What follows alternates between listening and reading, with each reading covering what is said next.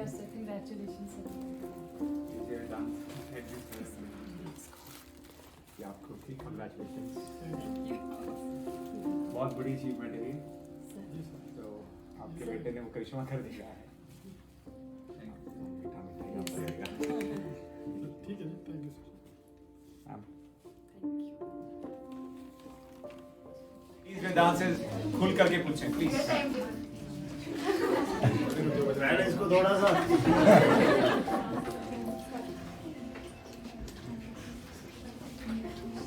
If you are optimistic, your mind will be your best companion. But if you are the other way, it will be your worst enemy. A warm good afternoon to one and all present, especially the respected teachers of Vidyapeeth and my dear fellow mates. First of all, I would like to thank Vidyapeeth family for their unwavering support and guidance they showered on me in the last 3 years. Vidyapeeth is truly my second home. It gave me a platform to recognize my abilities, my talents, and encourage me to work harder, dream bigger, and guided me the best way to accomplish my goals.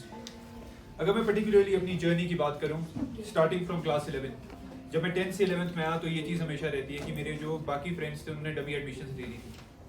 तो मुझे ये डर रहता था कि कहीं ऐसा ना हो कि मेरा सिलेक्शन रह जाए और उन्होंने डमी ली और उनका हो जाए. बट सबसे पहले जो हमारे को प्रॉब्लम आती है वो आता है कि हम किस टाइम टेबल से पढ़ें, कौन सी बुक्स पढ़ें, कितना पढ़ें. तो उसके लिए टीचर्स ने बहुत हेल्प किया. अगर मैं बात करूं रमेश सर, अवस्थी सर, इन्होंने मुझे गाइड किया कि मुझे अभी तक वो चीज़ याद आती है. अवस्थी सर ने मुझसे कहा था कि जब हम 11th में आते हैं तो 6 घंटे की नींद बहुत है. तो मेरा यही गोल था कि मतलब 6 घंटे सोना है तो 6 घंटे ही सोना है, उससे ज़्यादा नहीं सोना है. उसके बाद जहाँ तक बात है टाइम टेबल की, तो टाइम टेबल के लिए मैंने इनसे काफ़ी बार कंसल्ट किया है कि सर कौन सा टाइम टेबल बेटर है, किस टाइम मुझे क्या पढ़ना चाहिए. तो उन्होंने मेरे को टाइम एंड अगेन गाइड किया. और जैसे जैसे टाइम आगे बढ़ा, मेगा टेस्ट एंड ऑल, तो उसमें अगर कम स्कोर होता था तो मैं जानबूझ के टीचर्स के पास जाता था, चाहे मेरे ज़्यादा आ रहे हैं चाहे कम आ रहे हैं, इसलिए ताकि वो मुझे बता सकें कि मेरी गलतियाँ क्या हैं, ठीक है, मैं कहाँ लैग कर रहा हूँ उस चीज़ के लिए. और एक चीज़ है कि अभिषेक सर, पूरे 2 साल मैंने मतलब सर से ज़्यादा पेशेंस किसी टीचर में नहीं देखा है. हम सर की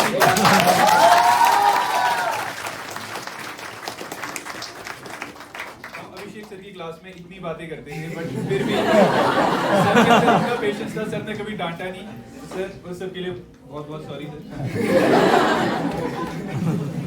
और सर को कभी भी मतलब एक छोटा सा भी डाउट भेज दो तो सर पूरी वीडियो एक्सप्लेनेशन दे देंगे उसकी.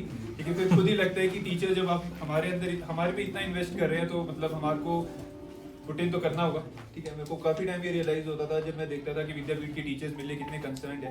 फिर मैं खुद से पूछता था कि क्या मैं उतना कर रहा हूँ, क्या मैं जितना ये कर रहे हैं मतलब इनकी उम्मीदों पर खरा उतर रहा हूँ. तो वो चीज़ थी. उसके बाद अगर हम आगे बात करें तो एक बात थी, जब मैं 11th में था तो मैं रमेश सर के पास बैठा था. तो रमेश सर ने मुझसे पूछा कि तू क्या एक्सपेक्ट करता है 1-2 साल के बाद. तो मैंने कहा था कि बस सर एक बार सिलेक्शन हो जाए, ज़्यादा कुछ नहीं. तो सर ने मेरे को डांटा था ये कह के कि तू सिलेक्शन के लिए क्यों डर रहा है, तू 700 की उम्मीद रख, तू 700 तक जा सकता है. तो उस चीज़ ने काफ़ी मोटिवेट किया मेरे को, क्योंकि पहले मैं सोचता था कि क्या कहते हैं नहीं बस मेरा सिलेक्शन हो जाए वही बहुत है. बट नहीं, उससे मेरे को मिला कि नहीं, जब इनको मेरे पे इतना ट्रस्ट है तो शायद है कुछ मेरे में, तो मुझे हार्ड वर्क करना होगा. बात करें अगर स्ट्रगल की तो +1 और +2 में चीज़ें काफ़ी अच्छी थी. क्या कहते हैं, सुबह के टाइम क्लासेस होती थी तो मेरे को ये था कि क्लासेस लगाने के बाद मुझे स्कूल जाना होता था. स्कूल के बाद विद्यापीठ की ट्यूशन्स और सेल्फ स्टडी के लिए आराम से 6 घंटे निकल जाते थे. बट जो ज़्यादा स्ट्रगल था वो +2 में था, क्योंकि मॉर्निंग क्लासेस बंद हो गई थी, शाम की क्लासेस होती थी. हमारा स्कूल 1 o'clock ओवर हो जाता था और यहाँ पे 2:30 बजे से क्लासेस होती थी. तो वो जो 1.5 घंटे का पैच है उसमें सिर्फ हम दोस्त घूम ही रहे होते थे, उसके अलावा कुछ नहीं होता था. तो उसमें काफ़ी टाइम वेस्ट भी हो रहा था. तो उन सब चीज़ों के बाद फिर हम थक कर 6 बजे घर पहुँचते हैं, ठीक है. मेरी बहुत सी जूनियर से भी बात होती है, वो यही कहते हैं जो स्कूल जा रहे हैं कि भी हम कैसे करें, 6 बजे तो हम घर ही पहुँचते हैं. तो ये चीज़ थी कि मतलब 12th में मेरा स्ट्रगल काफ़ी बढ़ गया था. मतलब वो जो 6 घंटे निकालने थे वो भी बहुत मुश्किल हो गए. उसके अलावा मैं बाकी बहुत सी चीज़ों में था. मैं स्कूल में भी क्या कहते हैं हाउस कैप्टन था, तो उस वजह से भी मेरे को काफ़ी सारे कामों में इन्वॉल्व रहना पड़ता था. बट ये था कि उम्मीद थी कि नहीं, ये भी था भरोसा था टीचर्स का कि जब ये मेरे पे इतना कर रहे हैं तो अगर मुझे क्या कहते हैं 6 घंटे से कम भी सोना पड़े तो कोई फ़र्क नहीं. और क्या कहते हैं हेल्थ, एक जो बहुत बड़ा थैंक यू मैं बोलना चाहूँगा वो क्रिश को है, वो आज आया नहीं है यहाँ पे।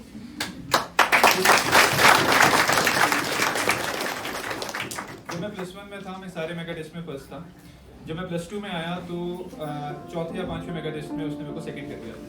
तो उससे मुझे एक चीज़ रियलाइज़ हुई कि हमारे को फेलियर भी लाइफ में देखना चाहिए। मतलब उसने मेरे को ये चीज़ दिखाई कि कैसे मतलब कितना बुरा लगता है जब हम सेकंड पे होते हैं, ठीक है। और ऐसा नहीं था, टीचर्स ने मुझे फिर भी बहुत मोटिवेट किया, रवि सर, अवस्थी सर, ठीक है, बड़े अच्छे अच्छे ताने देते थे। इससे फिर थोड़ा लगता है, बुरा तो लगता है, साथ में मोटिवेशन भी मिलती है कि नहीं निकलना है, आगे निकलना है।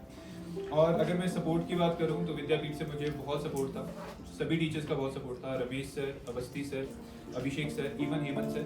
हेमंत सर से मैं ज़्यादा पढ़ा नहीं हूँ, बट अगर मैं कभी भी ज़ूलॉजी के कोई डाउट्स उनको भेजूँ तो वो एकदम मेरे को फीडबैक देते हैं और बढ़िया से एक्सप्लेन करते हैं। मुझे अच्छे से याद है हेमंत सर का वो पॉइंट कि मैं मेगा टेस्ट के डाउट्स लेके सर के पास गया था और सर ने मुझसे कहा कि बेटा NCERT में देख, NCERT में। मेरे को उस चीज़ से लगता था कि नहीं, कहीं ना कहीं कुछ तो है NCERT में जो मैं अभी भी मिस कर रहा हूँ। और मैं यही कहूँगा, आप लोग जितना मर्जी पढ़ लो, सिर्फ NCERT पढ़ना बायो में, उसके अलावा कुछ मत पढ़ना। क्योंकि मैंने भी काफ़ी गलती किया, मैं काफ़ी टाइम नोट्स पे डिपेंडेंट था, बट बाद में ये चीज़ रियलाइज़ हुई है सिर्फ NCERT पढ़ने की ज़रूरत है, बाकी कुछ नहीं। उसके बाद अगर हम देखें तो क्या कहते हैं, एक चीज़ थी कि जो स्ट्रैटेजी है +1 +2 में कुछ नहीं है, आपको कंसिस्टेंट रहना है, ठीक है। लाइफ पूरी इंजॉय करो, छोड़ना कुछ नहीं है, ठीक है। मैंने भी कुछ नहीं छोड़ा है, कैप्टनसी मेरे पास थी, ठीक है। स्कूल में गया हूँ और इसकी वजह से मतलब क्या होता है कि जब आप थोड़े बिजी रहते हो, ठीक है, तो आप अपना बेस्ट दे सकते हो, ठीक है। कुछ बच्चे क्या करते हैं, जैसे डमी लेके बैठे हुए हैं, तो मतलब उनके पास ऑल दो टाइम बहुत है, अगर वो चाहे तो बहुत अच्छा कर सकते हैं, पर उसमें वो कभी कभार डिस्ट्रैक्ट हो जाते हैं, बाकी चीज़ों की तरफ चल जाते हैं। और स्टडी आवर्स अपने कि मतलब एटलीस्ट आप 5 से 6 घंटे की सेल्फ स्टडी हर दिन रखो, ठीक है, वो मस्ट है। अगर आप ज़्यादा कर सकते हो ज़्यादा कर लो, ठीक है, कम है तो थोड़ा सा इम्प्रूव करो।